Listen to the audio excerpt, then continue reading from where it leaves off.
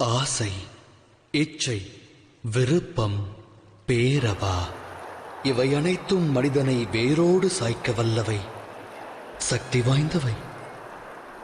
மனித வாழ்வில் அடங்கியது யாதென எவரேனும் வினவினால் அதற்கான தம் விடை யாது? சற்றே சிந்தியுங்கள்.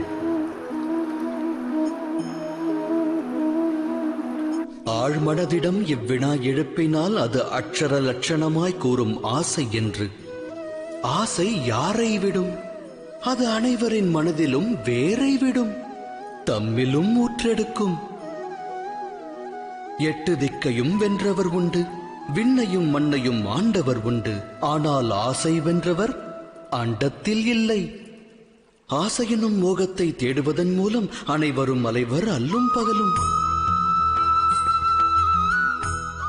எனினும் மோகம் என்னும் அக்கூட்டில்தான் ஞானமும் வாசம் செய்கின்றது. அது எவ்வாறு?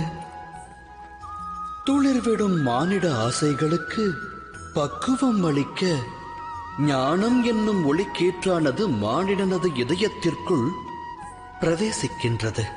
இது மானிட ஆசைகளை எடுத்துரைக்கும் கதையல்ல. இச்சை கொண்ட மனதால் ஒருவர் வாழ்வில் உயர்வு தாழ்வு அடைந்த கதையும் அல்ல.